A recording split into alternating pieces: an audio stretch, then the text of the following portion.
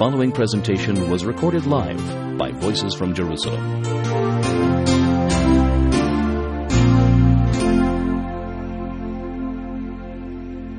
Men of the Great Assembly. Men of the Great Assembly, which in Hebrew is known as the Anshe Knesset Hagdola, were 120 men who lived over a period from 410 to 310 BCE, according, again, Jewish chronology dates here.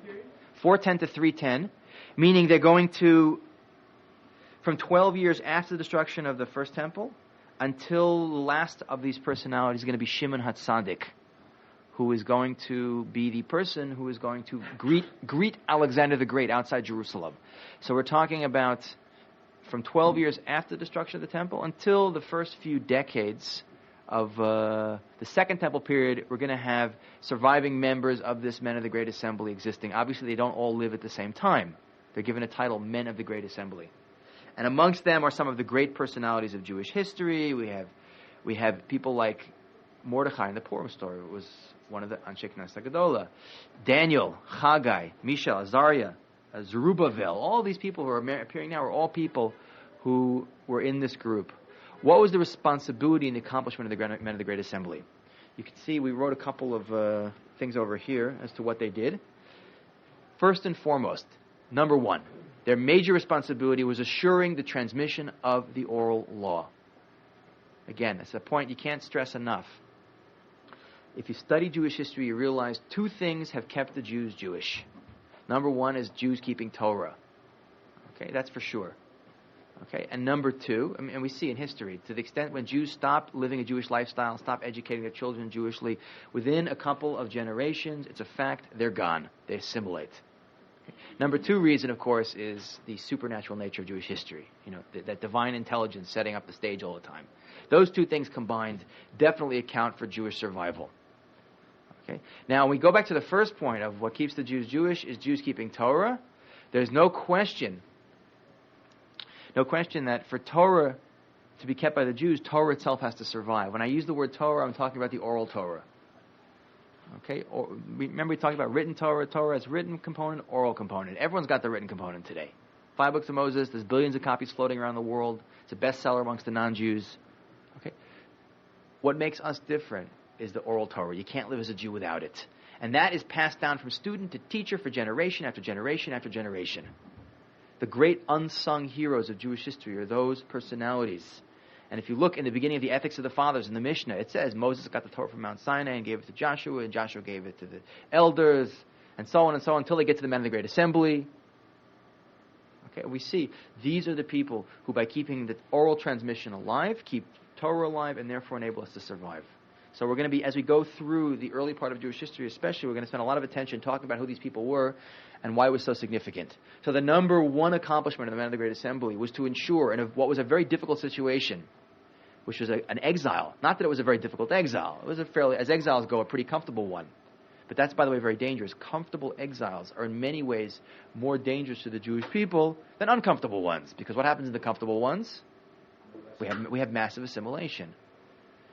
But nonetheless, to take the Jews who had lived with a temple and a high priest and a king and a Sanhedrin and lose all of what are the normative bodies that make up Judaism and then have to go into diaspora and survive, we see that these men did a remarkable job of doing that. And this is going to be a great pattern for Jewish history, because for the rest of Jewish history, even Second Temple period, when we do have a return to some of those institutions, although in a very, as we say in Gemara terminology, b'di'evid, in a very far from ideal way, certainly later on, for the last 2,000 years, all normative Jewish institutions are going to cease. What's going to keep us Jewish is going to be one thing alone. It's going to be keeping Torah.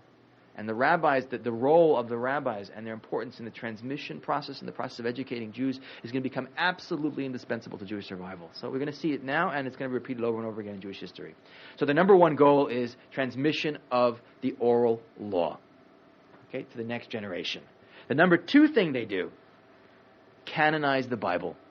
When I say canonize, we're going to talk about the end of prophecy now. This ties in very nicely. The Talmud states from Moses till the end of prophecy, termination of prophecy, early Second Temple period, there's over 1 million prophets. Some of them are very insignificant, right? And some of them are tremendous people. The greatest being Moses, and then we have people like Samuel, and you name it, down to literally tens of thousands of people we don't even know of today. many of these people wrote things. Okay, now can you imagine if every single prophet, if we got to the period of time we wanted to create the collected writings of the Jewish people, we decided to include the writings of 1 million prophets over a period of over 1,000 years? Forget it. You need today like 15 CD-ROMs just to put it all on there. Certainly in back then, when you didn't have the ability to store data and everything was copied by hand, it would have made for a huge sea of information which would have been incredibly redundant, most of it irrelevant. The men of the Great Assembly decided, especially since we're going to be in diaspora, and because Judaism is so essential, right? We have to have a corpus, a body of Jewish knowledge that is recognized by everyone as having a special sanctity. So what they did is they did the ultimate editing job. They cut out 99.999% of everything, down to a bare minimum of information, which is the Jewish Bible. Now, today we have Old Testament, New Testament. By the way, that's a Christian-invented terminology. Old meaning, what do you want, the old version or the new version? You want your 1998 version, BMW, or your BMW 2000? It's obviously a selling point. But forgetting the Christian Bible, Jewish Bible, we say, the men of the Great Assembly defined it as, first of all, 5 books of Moses. That has a unique status. Direct dictation of God. That's in a special category all by itself. Followed by 8 books of the prophets. Okay, now the 5 books of Moses, right? We call that's Torah. Torah, by the way, is a very confusing word. It can refer to the 5 books of Moses. It can refer to the whole Jewish Bible. It can also refer, in the largest possible sense, to the entire corpus of what is Judaism, oral law, written law. But as I'm using it now, I'm using it in the narrowest sense of the word. 5 books of Moses, Torah. Then 8 of the prophets. In fact, there's more there because there are 3 major and 12 minor prophets.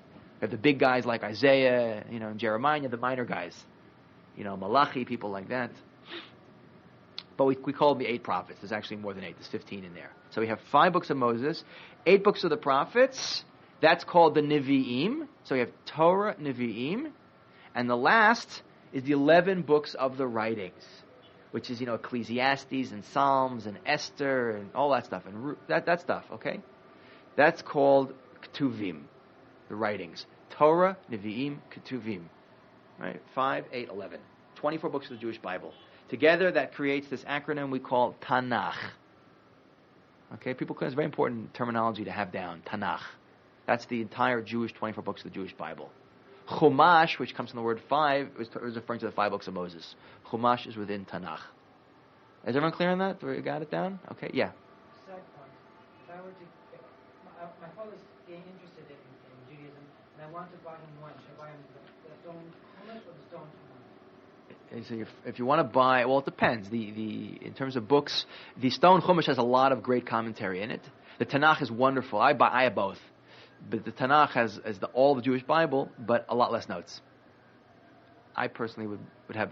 First, I would tell people to buy if I had one or the other, I would buy the whole Tanakh. I would buy the whole Tanakh because it just sounds interesting to have the whole thing and be able to read it. It's all annotated and there are notes and it's got great charts and yes, sir. Is this the Bible of Bibles? What's the Bible of Bibles? What do you mean? What do you mean? Is what the Bible of Bibles? The stone version of the or the. A Tanakh, well, it's the Jewish Bible. If you buy a complete Christian Bible, it will contain the Jewish Bible and all of its writings, and a lot of Jewish writings that the Christians kept, but the Jews weren't really into, like the books of Maccabees. Not that we just didn't include it in the Bible. It came later. The Christians are really into it. So the Christian Bible will have their stuff that they wrote, Jewish works, apocrypha, pseudo-apocrypha, things that were not included in the Jewish Bible that they're going to stick in, plus the traditional Jewish Bible.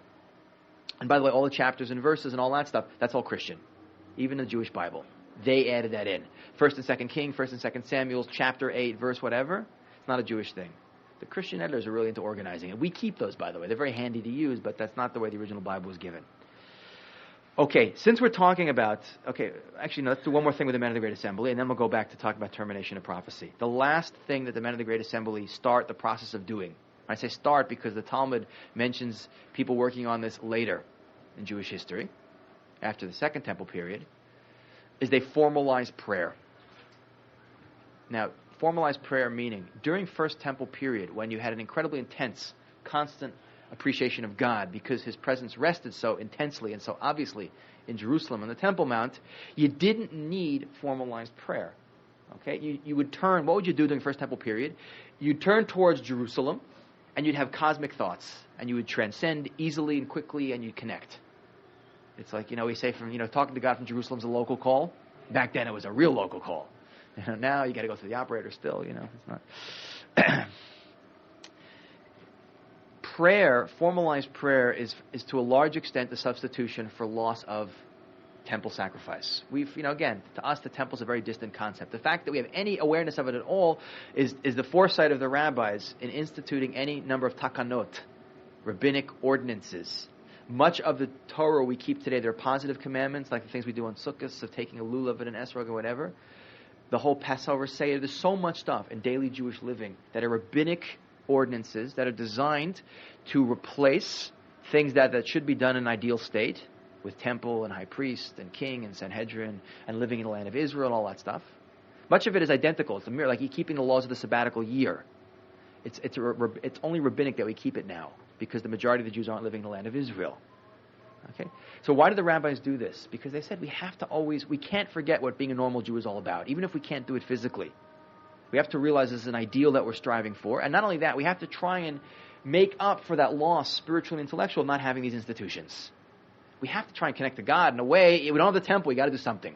So they did formalized prayer. The times of formalized prayer are designed to correspond to times when things were done in the temple. The Shachari service is designed to correspond to the Shachari service in the temple. Musaf during holidays and Sabbath. Mincha. Mari, by the way, he didn't have sacrifices at night, but there were certain things done at night in the temple also. It's all to put in place to keep in mind two things. One, it's a zecher, it's a remembrance of things the way they should be, and it's to connect us to ideas that we still need to remember even if the institutions aren't around anymore. Very, very important. There's so many examples of rabbinic. It's such an interesting topic. And again, it says oceans about the foresight and the genius of these different rabbis and personalities at different periods of time to be able to create out of the ashes of a destroyed nation physically a thriving people who create an entire hybrid version of their religious national identity that is transportable to everywhere in the world. It's a very, very interesting idea, very unique in human history. Again, one of those aspects of Judaism which we accept as normal, yet is unprecedented any other period of time or any people in human history. Yeah. But it seems kind of ironic because what they did was they broke from what had been, because there were some groups at the time, and if I'm correct, I think, that said, since the temple's gone, we can't do it anymore. Since the temple's gone from Jerusalem, these things can't be done. What the Pharisees, what these people were doing was stepping outside of the tradition. No, I would say exactly opposite. What the people would get. Let's not get to Pharisees and Sadducees yet. It's a very interesting later topic. We'll get to it very soon. The opposite is true. The Jewish perspective is the so-called Pharisees, the rabbis who preserved the oral transmission process, Second Temple period, were totally within their purview and their authority, given who they were, and were doing exactly what needed to be done to ensure the survival. Those people who split off, like the Sadducees, whatever, were not doing it for anything but alternative motives, and were ultimately proven to be totally wrong. In fact, I'm saying that it was only because those people decided to carry it on in a different form. Yeah, but it's not a different form. It's an evolved form of the same idea. We have to, right, but you have to, we're getting to a topic which I don't want to get into now, because it's a huge topic of, what is the authority of the rabbis. When we get to heresies, which is something we're going to get to very soon, and breakaway groups, I may even get to it today, we'll see. I might get to it today, as a matter of fact. We'll see. I don't want to rush through it, so it might be next class tomorrow. We'll see. It's a very, very big topic. But let's hold on to that question, Max, and we'll look at it in a little bit. Okay, so they institutionalized formalized prayer in terms of both times and the content. As to when the final content of the words we say today was put into place, okay, that's a matter of interpretation. We're not sure.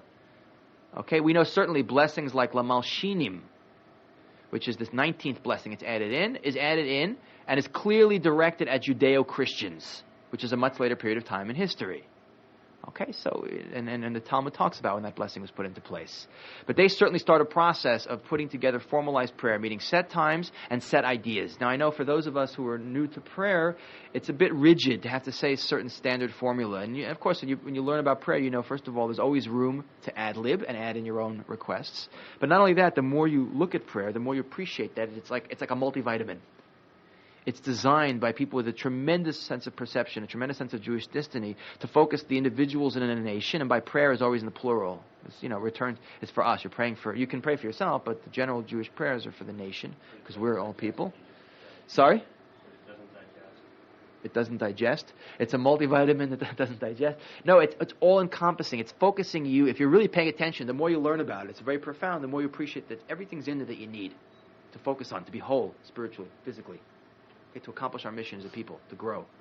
Okay, it's not a class on prayer, so I don't want to say more about it. But those are the big things. Transmission of the oral Torah, transmission process, canonizing Jewish Bible, formalizing prayer. And again, I've run through it quickly. I can't overstate how important that is in the survival of the Jewish people. Now we're on the topic of men of the Great Assembly, of whom it is very clear, the Talmud says that outright, and we know for a fact from looking at just the Bible stories, many of these people were prophets. Now prophecy is an interesting thing. I want to talk about the end of prophecy. Prophecy, by the way, to become a prophet, you can only become a prophet while living in the land of Israel. But if you attain the status of a prophet, achieve that goal, you can take it with you. Meaning prophets are not born outside and achieve prophecy outside the land of Israel.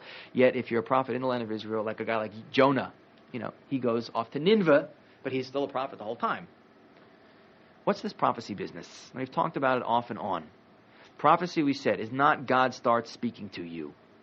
If God starts speaking to you guys, I highly recommend immediate psychological attention.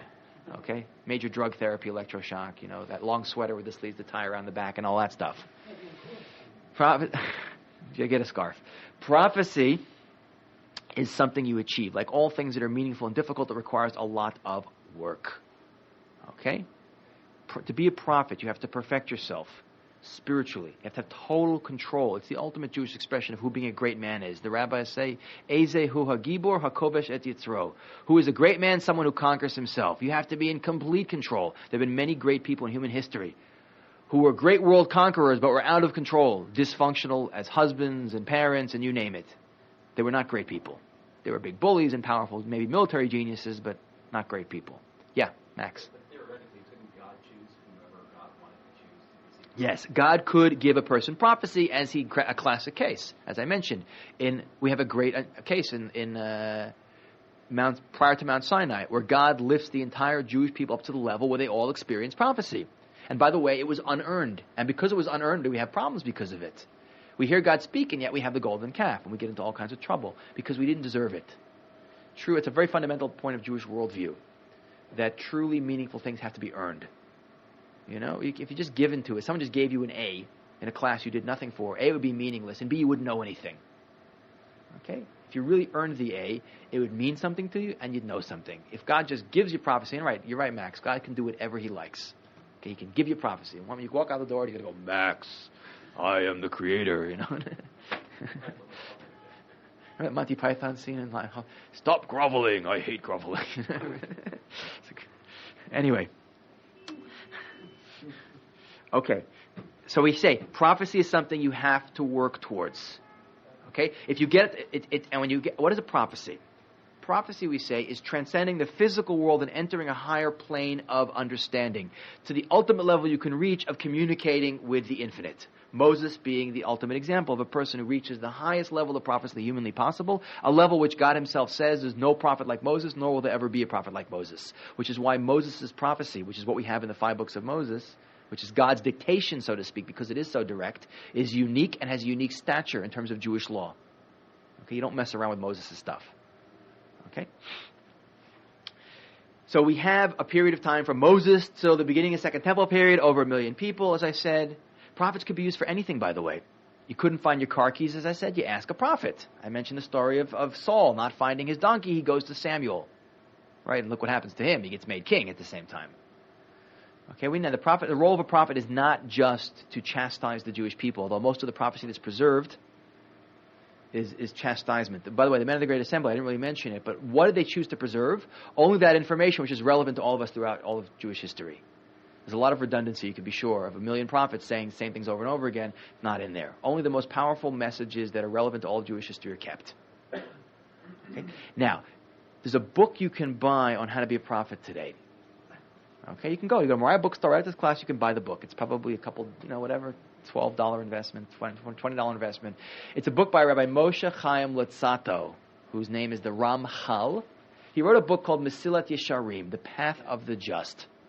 It's a guidebook on how to get complete control of yourself physically and emotionally and spiritually so you'll transcend this world and become a prophet. You can do that book. You can buy it and you can do it. I never met anyone who's gone through the book. I mean, many people read through it. I've read through it several times myself. I mean, done it. Even if you master it, you will not be a prophet. Okay, you won't be a prophet. Why not? Because prophecy is a double-edged sword here with prophecy also. To be a prophet requires that you be on a certain level. Okay? Imagine like it's trying to change. Imagine like there's a light bulb up in a ceiling that's 15 feet high. Now, you're a really tall guy. You're like Shaquille O'Neal. You know, he's like 7'5". Now, Shaquille, you ever watch him play basketball? He has no problem touching the rim. He doesn't have to jump. And I got to go on a ladder to do it, but he just touches it. But even Shaquille over there he wants to change a 15-foot high light bulb. He's got to stand on a ladder or a chair. Okay, in his case, a chair, step stool, whatever. I don't know. Just as long as not standing on me. Without that, he can't do it. Prophecy this is like my own little analogy. Prophecy is sort of the same way. A human being, Jewish people, and this definitely relates to the idea of Jews as being all souls in one giant body. For a person to reach prophecy, he can reach a tremendously high level, but he can only reach so high, and to get all the way to the top and break through the threshold, he's got to stand on the shoulders of the Jewish people.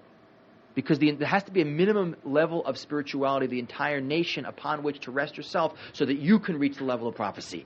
If the nation drops below that level, that threshold, doesn't matter how much you stand your tippy toes and reach up, you're not going to do it. Second Temple period, we're going to see, as we're going to get to it right now, that the Jewish people are going to drop below a certain threshold of spirituality, which we're never going to attain again. And the Talmud also says there are definitely individuals who lived later in Jewish history who, if they had lived earlier, were certainly great enough to have been prophets. There's no question in my mind. A man by the name of Elijah of Vilna, who lived in the late 18th century, the Vilna Gaon, one of the great personalities of modern Jewish history, and a genius of unparalleled intelligence and incredible spirituality. If the Vilna Gaon had lived 2,000 years earlier, there is no doubt in my mind the Vilna Gaon would have been a prophet. But God says, I slam the door of prophecy in your face. It's like going through a maze. To be a prophet, you've got to work your way through the maze. How do you tell that? And it's very hard. Sorry? How do you get that message across? What message across? God gave the message that he's slamming the door of prophecy. Well, first of all, we see that prophecy ceased to exist. And the Talmud gives us a number of clear explanations that prophecy ends at the period of time. It's like one of these things that's in Jewish tradition. And we also know that prophecy is not there anymore. It dies out with the last of the people who were born as prophets but did not carry that on afterwards. So prophecy is like going through a maze, a very difficult maze. You've got to work your way all the way through it, but there's a catch-22. At the end is a door. And the key to that door is on the outside. And God can open or close it. And God, since the end of the First Temple period, has slammed the door. He's also closed it. First he closes it from the entrance. So anyone who's already in can make their way through. But then he closes it from both sides. Like, amusement park is closed. Okay? It doesn't make a difference what level you're on. Which, by the way, doesn't mean you shouldn't try to get to that level. We do say there are people who have operate on a lower level, an intermediate level between prophecy and normal apprehension, called Ruach HaKodesh, like divine intuition. That people have an access to things. There are many people in Jewish history, we say much later, who had a perception that was higher than normal perception, which we say is based on some level of spirituality. We also have this really funky idea called the Bas Kol, a voice from heaven. Very interesting idea.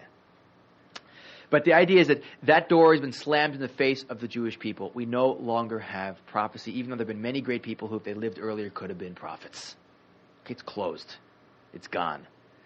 Now, we say, by the way, the Messiah, when he comes in the end, okay, he'll be a prophet. Prophecy will be restored. Would that we had even one of the most minor prophets today, the entire Jewish world would be different. The implications of not having prophecy are unbelievable. One of the major implications is going to be the inability to resolve things that are not clear. Yet a prophet, go ask God. God will tell you. Okay, now you can't. That's a lot of the legal discrepancies we have today all have to do with the haziness of the transmission process we have and the loss of the ability to connect back to the infinite. So the gates of prophecy are slammed shut in our face. And that really is symbolic of the entire Second Temple period, which we are getting into now. So before we talk about Greece, let's talk about an overview of what's going on in the Second Temple period. The Second Temple period is very, very different from the First Temple period. Okay, physically different in terms of the geopolitical realities, and spiritually different. Now, we already talked a little bit about the spiritual differences. No prophecy. We will reconstitute a presence in the land of Israel. We rebuild a Jewish state in the Second Temple period. We rebuild a temple that will last for 420 years. But it's not going to be, I like to look at it sort of like as a Hollywood movie set, a facade. To a large extent, I think the Second Temple period was spiritually a facade compared to the First Temple period. We're going to have a temple. But the Holy of Holies, where the Ark of the Covenant was kept, empty. The room's empty. Still a holy room, by the way. Still the high priest only allowed to go in there, once during Yom Kippur. Where is the Ark, by the way? The Talmud in Tractate Tainus talks about it. There's a machloket, a disagreement. One opinion says the Babylonians took it into captivity. The other opinion, which I personally believe is the correct one, is that, and we have a lot of stories hinting at this, that are in Talmudic stories, whatever, that Josiah, one of the last kings in the line of King David, towards the end of the First Temple period, knowing, because he lives in an era of prophecy, that the temple was destined to be destroyed, because all the prophets were talking it's going to be destroyed, he puts it in Geniza. He hides it somewhere. Okay, there's a very famous story of a Kohen during the Second Temple period who finds a loose stone on the Temple Mount, and that's where the Ark is hidden, and he goes to go and tell another Kohen, and before he can do it, he dies. It's not meant to be found. It's hidden. Okay? It's a story in the Talmud. No, it says he went to, it's interesting. Where does it come from? I don't know. Again, it's one of those interesting stories. Who wrote it? They have there's dying. I know where. Loose stone, boom. That great, like Alfred Hitchcock. Like the handwriting trickles ends of it. That's it, It's a good question, actually. We want that, right?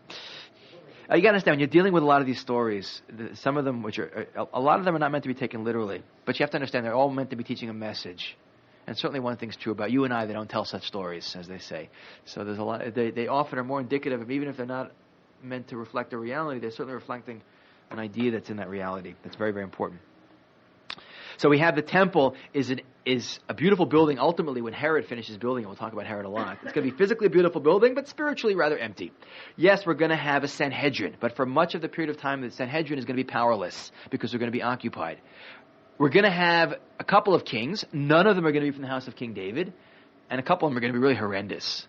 Okay, it's not, everything, all what is normative institutions. High priest? Yeah, we'll have lots of high priests. We've got tons of them. Interesting. The Talmud says that it's brought down in Megillah, I believe. I have to check the source.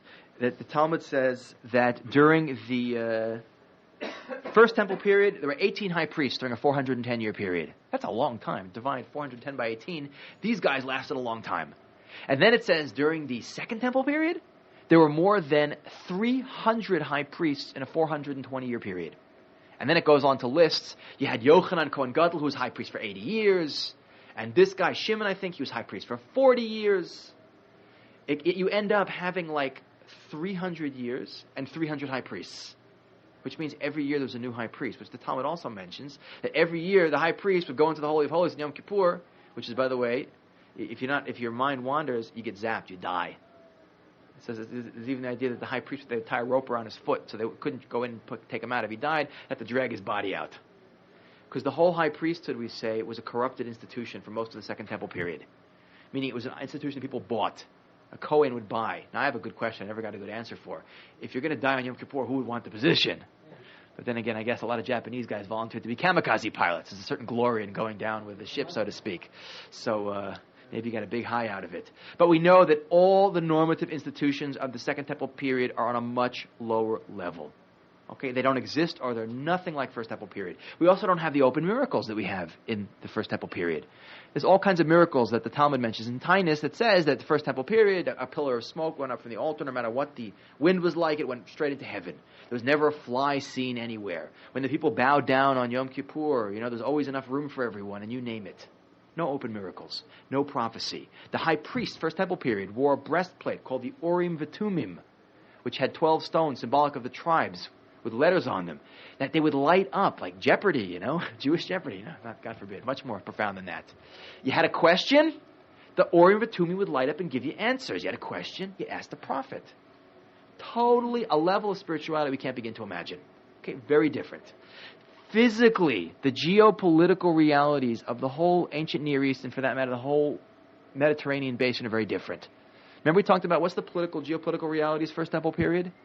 We have empires in the east. The great world empires are Assyria, Babylonia, Persia in the east. Egypt for 3,000 years in the west.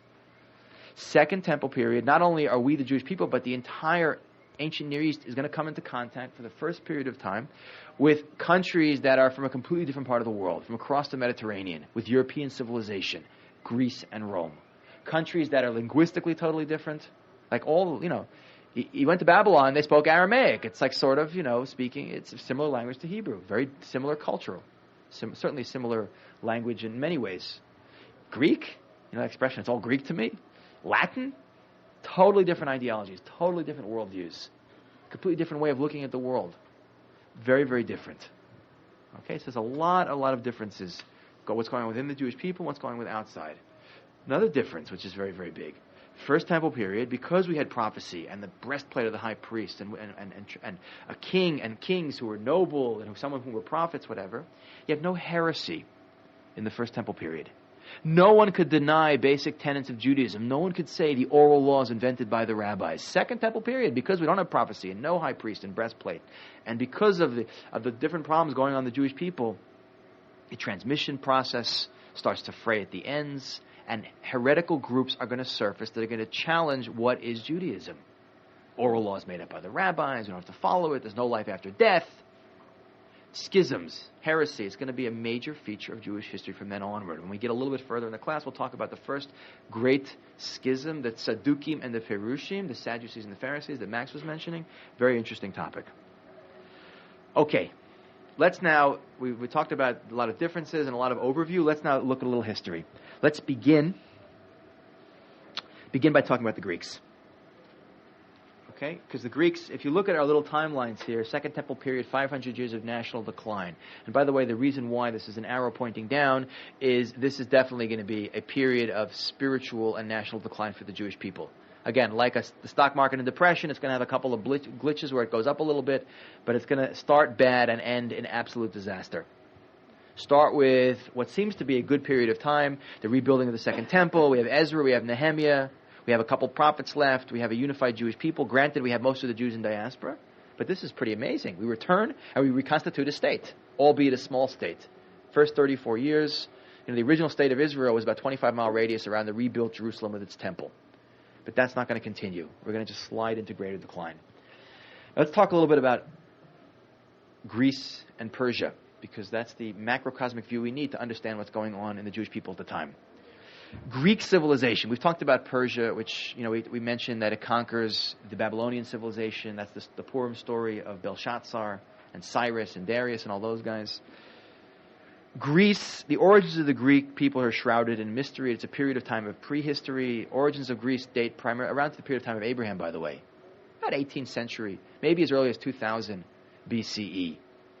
Okay, where the Greeks come from, there's different opinions. Some people say people migrating down from Asia down through Europe and settling in the Greek Isles. There's also opinions, and it could be a combination of both, that seafaring people settle along the coast.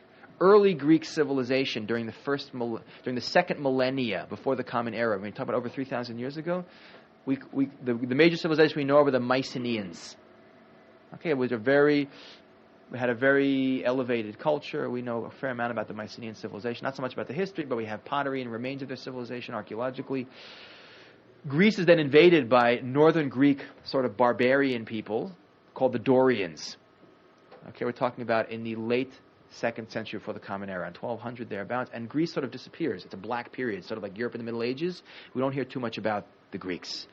Greece will then emerge hundreds of years later. We're talking about now 6th, 5th centuries. This is when we begin the classical period of Greece as a bunch of city-states.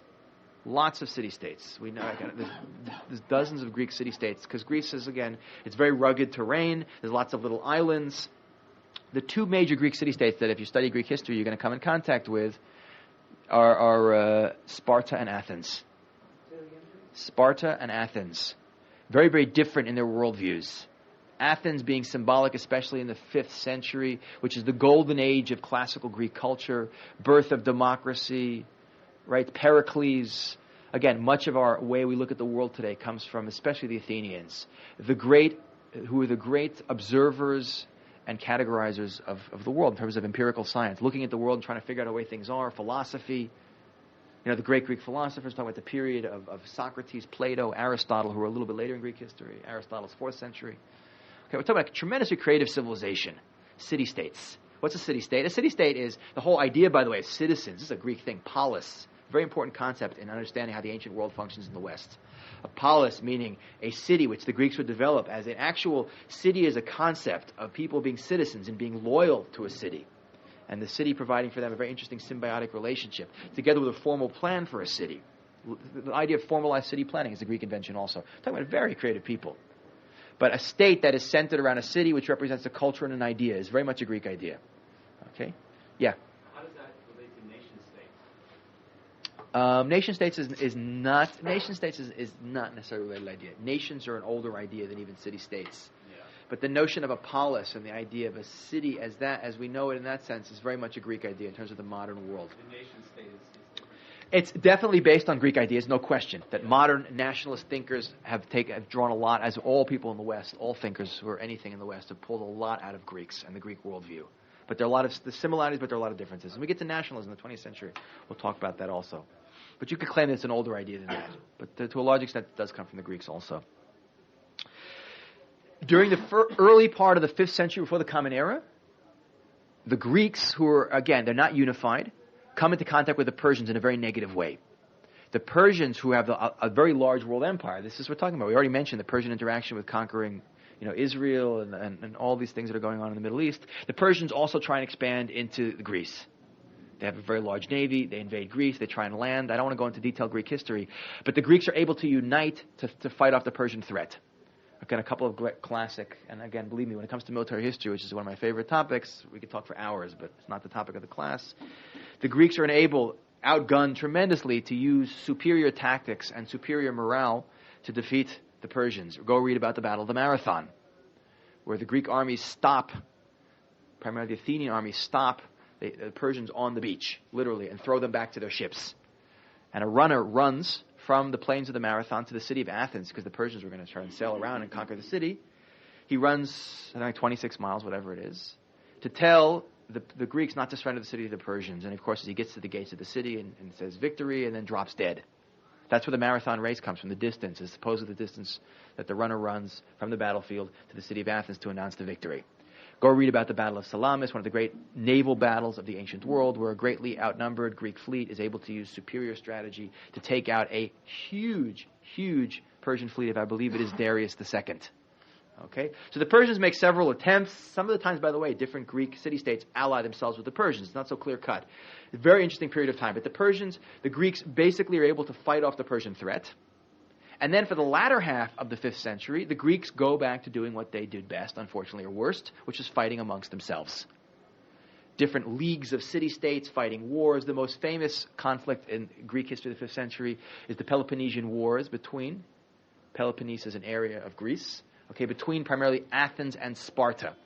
Athens being the great cultural state, Sparta being the world's greatest militaristic state. You've ever heard of the expression Spartan lifestyle? At an early age, like 1st grade, Greek Spartan boys and girls were separated from their parents. They lived in military barracks. They were beaten. They were not even given food. They had to learn to steal for their food. Incredible living. They were trained to be soldiers from before they were 10 years old.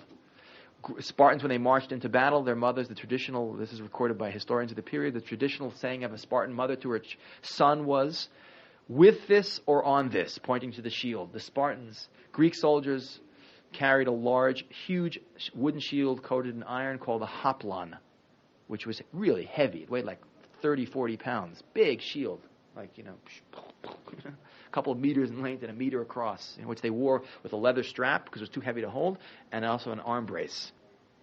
Okay, that's where the hoplite, the word for Greek foot soldier, comes from.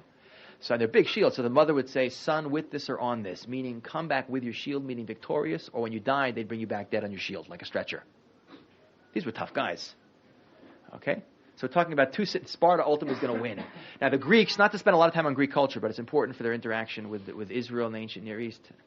The Greeks are the people who invented pitched battles and warfare. Really, modern warfare is to a large extent, well, mostly from the Romans, but certainly we owe a lot to the Greeks for it.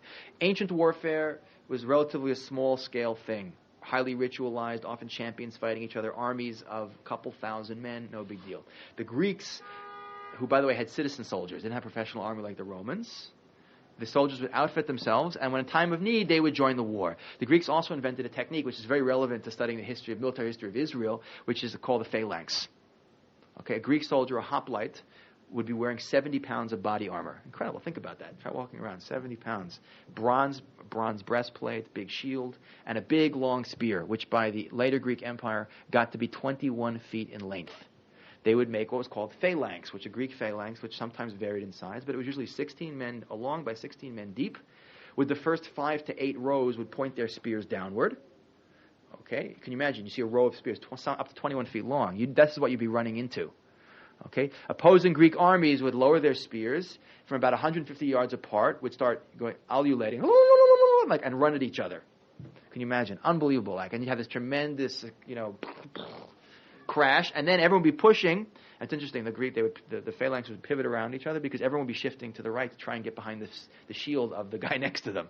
So the actual phalanxes would sort of, as they go into battle, before they would come into contact, they would hit, and then they would just sit there and smash each other to bits. The idea was to try and wedge an opening. You aim for someone's face or some open part of the body because you couldn't pierce the armor. Wedge an opening in the phalanx, and take out your sword and start hacking at everyone's legs because the legs were unprotected. And if you could pry yourself into the other person's phalanx, then they would, of course, drop their spears and run, and then you'd all hack them to pieces. Greek battles lasted less than an hour. Okay, and if you started to run away, you ran about 100 yards before you were cut to pieces. So they would have, it's estimated that the Greeks would lose 50 to 20% of these phalanx in battle. I got too into military history. I got carried away there. But it's such an interesting thing to see these people who invented this idea of large armies, pitched battle, kill the other guy, end quickly. Okay, this is how the Greeks would fight. I'm sure it was a very impressive scene to watch. And the Romans are going to, of course, pick up on this and learn to beat the Greeks at their own tactics. But the Greeks will use the phalanx very effectively to fight off the Persians. And when Alexander the Great, we're going to see later in Greek history, when he invades the Middle East, which is going to be a topic of tomorrow's class, he's going to use superior Greek tactics to dominate the Persian Empire and to rip it to shreds, basically. Let's just 2 more minutes, then we're going to finish. So, first part of the 5th century, Greeks fight off the Persians. Latter half, they go to killing each other. Peloponnesian Wars. Okay, and Greek is going to Greece is always its own worst enemy. All that creativity wasted in warfare. During the mid-4th century, before the Common Era, a northern Greek, who is considered by the southern Greeks to be a barbarian, by the name of Philip of Macedon, is going to militarily subdue all the Greek city-states and rise to power and become, for the first time, really the king of a united Greece. Not that the Greeks liked him, but they had no choice. He was just too powerful. He had a son by the name of Alexander, who was fighting in his army already. At age 18, Alexander was a general in Philip's army. Tremendous. By age 20, we're talking about 323 BCE, Philip was already dead, possibly poisoned by his own son Alexander. Wouldn't be the first time in human history. Alexander at age 20 is going to be the leader of a united Greece, and he's going to call for payback time against the Persians. He's a very ambitious person. He also wants to remove the potential Persian threat. He is going to embark on what is certainly in the history of military conquest the greatest single feat of conquest in human history. He will take 40 to 45,000 men over the next 10 to 12 years. He's going to campaign 10,000 miles in 10 years unceasingly, during which time he's going to completely disassemble the Persian Empire. Okay, He dies by age 32, by the way. He's dead. 12 years after coming to power, he's dead. And it says, when Alexander the Great looked at his empire, he cried because there was nothing left to conquer. He takes the greatest empire in human history until the time and completely destroys it. Now, if you're into military history, go look up 3 battles. Granicus, Issus, and Gaugamela, which are the 3 big battles that Alexander the Great fights, in which he takes on Persian armies sometimes outnumbered 10 to 1. Persian armies that are actually fighting with Greek mercenaries. The Persians used all kinds of mercenary armies. And how does he do it? He does it because he's an absolute genius. Alexander the Great is certainly one of the greatest military thinkers in human history. And he typifies what has given the West its ability to dominate the rest of the world, which is the ability to take technology and combine it with effective strategy and be incredibly innovative on the battlefield. Yeah. How does he compare to Sun Tzu? To who? To Sun Tzu. Sun Tzu is more of a philosophical approach to battle. Sun Tzu didn't build a great empire in terms of as a military conqueror. Sun Tzu is known for his philosophy of war versus his... Sorry? Yeah, no. And I'm saying Alexander, again, I want to end in a minute, but Alexander, if you read how he acts in battles like Gaugamela, what would Alexander do? The Persians would lay out their whole army in front of them, much, much larger than Alexander's, with elephants and Greek phalanxes and archers and slingers and chariots with wheels with razor blades on them that they'd run through you and like shred you. What would Alexander the Great do? He'd look for the strongest part of the Persian line, which is, of course, where Darius was, and he would charge right at the strongest part of the Persian line. The emperor did it. He did it 2 battles. He freaks out and runs. Persians were like not too good with, once the Persians like the Warsaw Pact, NATO doctrine was always take out all the command and control vehicles of Warsaw Pact, and the entire Warsaw Pact armies will fall apart because your average Russian soldier is not too good on the thinking level if he doesn't have a commander telling him what to do. And he broke the Persian lines. Incredible battles. Incredible. Some of the most interesting battles. And Alexander the Great was always in the front, by the way. He was a maniac. He was right out, he almost got killed several times. But in battle after battle, he's able to successfully, totally take apart the Persians.